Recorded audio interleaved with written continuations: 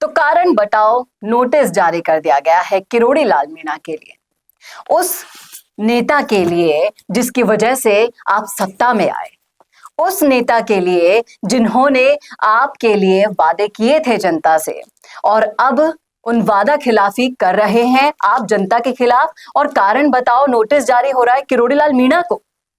आखिर इसका क्या प्रभाव पड़ने वाला है आने वाले कल में राजस्थान की राजनीति में और बीजेपी पर, करेंगे इस मुद्दे पर चर्चा इस वीडियो में, इसलिए बने रहेगा आखिर तक हमारे साथ। नमस्कार, मैं हूं चेतना शर्मा, आप देखना शुरू कर चुके हैं संवाद भारत का भारत के लिए। और चर्चा करने के लिए मेरे साथ मौजूद है हमारे editor in chief Varun Bhansali ji. Varun sir, जिस तरीके से मदन राठौड़ जी ने किरोड़ी लाल मीणा जी को कारण बताओ नोटिस जारी कर दिया गया है और अनुशासनहीनता का आरोप भी उन पर लगा दिया है, आपकी क्या राय है, आपका क्या सोचना है कि किरोड़ी लाल मीणा जिस तरीके से अभी अशांत दिखाई दिए पिछले दिनों और अपने फोन टैपिंग का जो भी मामला उन्होंने मीडिया के सामने उजागर किया, उसके पीछे की सच्चाई क्या है और अब आगे क्या करेंगे? देखिए, राजनीति के थिएटर में आज राजनीति का एक रीमेक देखने का मिल रहा है, सीक्वल देखने का मिल रहा है। ऐसा लग रहा है ये फिल्म तो पहले आ चुकी थी, ये तो इसका सीक्वल है। ऐसा लग रहा है कि ये गाना तो सुना हुआ था, ये तो इसका रीमेक है। ऐसा लग रहा है ये डिश तो पहले खाई हुई थी, ये तो इसका वापस से बनाया हुआ एक नया वर्जन है। क्योंकि सचिन पायलट के साथ ये सब कुछ हो चुका था पिछली बार, पिछली सरकार में। सब कुछ ऐसा लग रहा है कि वापस पुनर्जन्म में फिर से हो रहा है, पुनर्सरकार में। तो आप समझिए एक एक चीज वही हो रही है।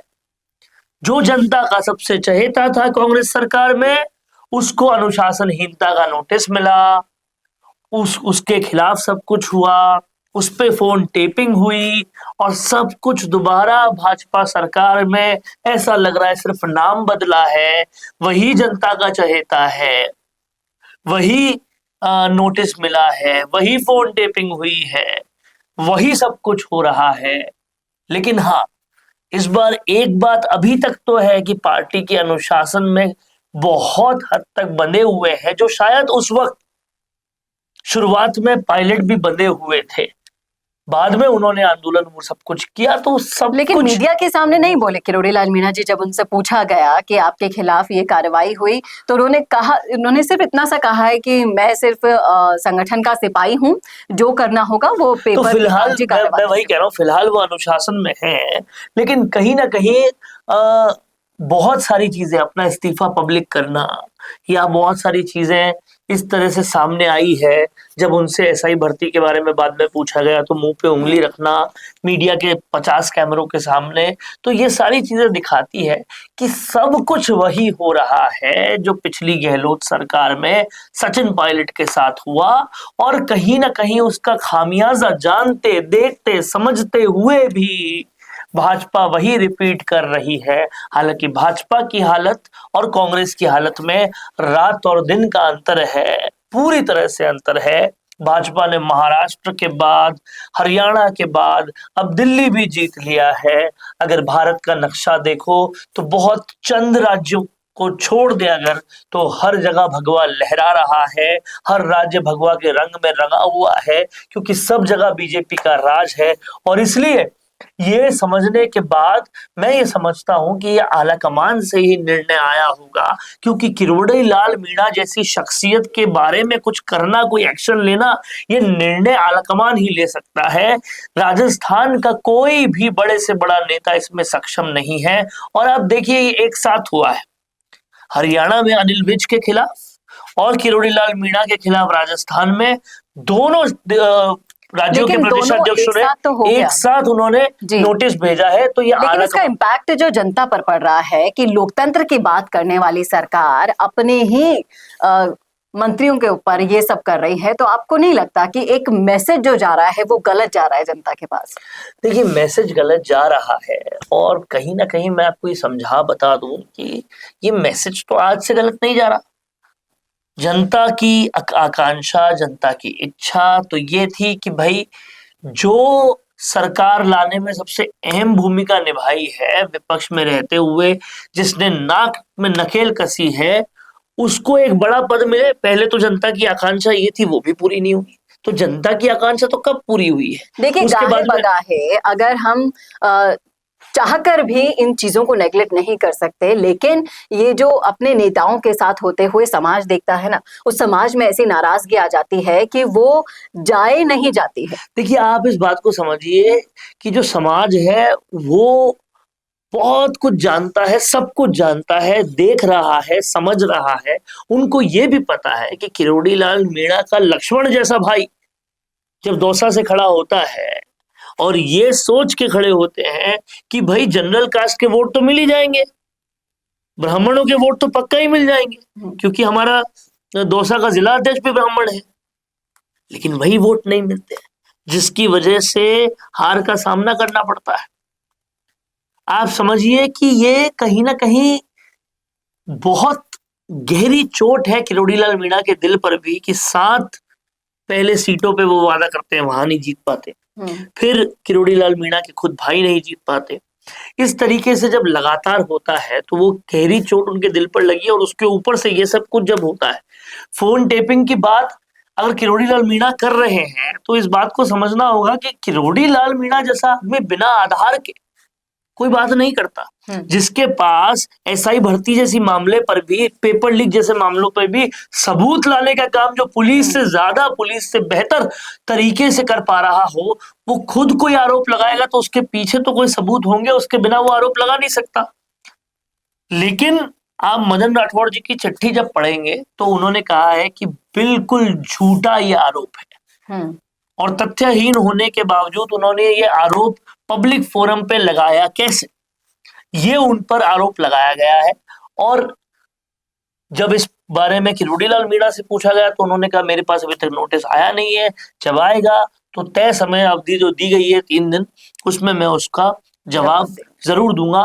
लेकिन समझने वाली बात यह है कि विधानसभा में जब जवाब पूछे जाते हैं तो देने के लिए कोई अनुभवी नेता नजर नहीं आता, और अनुभवी नेता से आप कारण बताओ नोटिस देकर जवाब मांग रहे हैं, तो ये कहीं ना कहीं एक इंटरनल क्लैशेस की शुरुआत हो सकती है।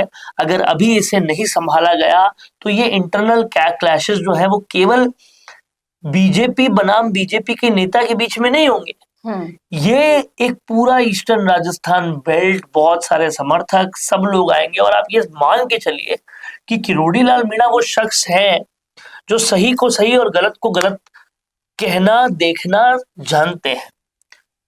किरोड़ी लाल मीणा का साफ कहना है कि नरेश मीणा को सपोर्ट नहीं कर रहे, क्योंकि थप्पड़ तो कहीं ना कहीं नरेश मीणा ने मारी थी, जो कि गलत था। इतना फेयर जजमेंट वो रखते हैं, उसके बावजूद भी उनके साथ सही नहीं किया जाता। उनके सारे समर्थक गले गले तक नाराज हैं, लेकिन कोई ध्यान नहीं दे रहा। बातें यहां तक आ चुकी है कि क्या करोगे ईआरसीपी लाके, जब ईआरसीपी लाने वाले क्षेत्र के सबसे बड़े अपने नेता को तुम नाराज करके बैठे हो। ये सारी बातें सियासी तौर पे चल रही है, तो कहीं ना कहीं कोर्स करेक्शन होने की बात थी, यहाँ तो कोर्स डिस्ट्रक्शन हो रहा है। अब जाने क्या होगा, कैसे होगा, समझ नहीं आ रहा। इस बजट सत्र के बाद जो मंत्रिमंडल फेरबदल होना है, उस मंत्रिमंडल फेरबदल में क्या कुछ होगा क्या कुछ नहीं, ये देखने वाली बात होगी। लेकिन उससे पहले अगर धमाके कुछ ऐसे हो जाएंगे जो और लोगों को नाराज कर देंगे, तो ये भाजपा की सोशल इंजीनियरिंग और खराब कर देगा। क्योंकि मीणा नाराज है, गुर्जर नाराज है, काफी सारे लोग नाराज हैं अभी बीजेपी से। अब उनको कैसे मनाएंगे, कैसे सोशल इंजीनियरिंग को ठीक करेंगे, जब बाबा ही रूठे हुए हैं और बाबा के साथ ही लगातार कुछ ना कुछ कुठाराघात और विपक्ष को भी अगले जितने भी साल बचे हैं सरकार के, 3-4 साल बचे हैं, एक अच्छा खासा मुद्दा मिल जाएगा। आप देखिए, ये पहली बार हुआ है कि विपक्ष के नेता के लिए सदन के बाहर आकर, मतलब सत्ता पक्ष के नेता के लिए सदन के बाहर आकर पूरा विपक्ष उनके समर्थन में नारेबाजी लगा रहा है। हालांकि सचिन पायलट के लिए भी अच्छा बोले थे गुलाब चंद कटारिया, राजेंद्र राठौड़ पिछले टेन्योर में, वो याद है। लेकिन बोलना और नारे लगाना रात दिन का अंतर है। तो ये किरोड़ी लाल मीणा की शख्सियत है। सच ही कहते थे वो, कभी कि क्या बड़ा पद दोगे मुझे, लोग जो मुझे बाबा कहते हैं उससे बड़ा कोई पद होगा क्या, और वो चरितार्थ होते हुए नजर आता है। लेकिन भाजपा में क्या ये अंतर्कलह की शुरुआत है? भाजपा में क्या आने वाले 4 साल जो शांति से गुजरने चाहिए थे उसकी अशांति का मीटर चालू हो चुका है? ये सारे सवाल जहन में आ रहे हैं, ये सारे सवाल पॉलिटिकल डिस्कशन बन चुके हैं। आपका क्या कहना है, जरूर बताएं। और इस मुद्दे पर आप क्या सोचते हैं, ये लिखने के साथ साथ इस वीडियो को ज्यादा से ज्यादा शेयर करना ना भूलिएगा। और ऐसे और वीडियोस के लिए देखते रहिए संवाद भारत का, भारत के लिए। नमस्कार। क्या आपके पास करियर का प्लान बी है? क्या पढ़ाई के साथ आपने कोई स्किल सीखी है? कुछ सैकड़ों वैकेंसीज के लिए लाखों लोग ट्राई कर रहे हैं, लेकिन फिर भी रह जाते हैं खाली हाथ। तो स्किल सीखो, प्लान बी रेडी करो। यूट्यूब, डिजिटल मार्केटिंग, एंकरिंग और रिपोर्टिंग सब एक साथ सीखो, वो भी लाइव प्रोजेक्ट्स और राजस्थान के तीसरे सबसे बड़े न्यूज चैनल में काम करते करते। ज्वाइन कीजिए mission media on the job training programme, जहां इंटरव्यूज के जरिए होंगे सिलेक्शन। अगर आप में है news reporting, news anchoring, digital marketing या यूट्यूब चैनल मैनेजमेंट में काम करने जैसा फ्लेयर, तो mission media on the job training में आपको सब कुछ सिखाएगा। और इंटर्नशिप के बाद आपको मिल सकती है पार्ट टाइम या फुल टाइम जॉब भी। तो अब देर किस बात की, मिशन मीडिया सॉल्यूशन से कॉन्टैक्ट कीजिए और अपने करियर का प्लान बी तैयार कीजिए।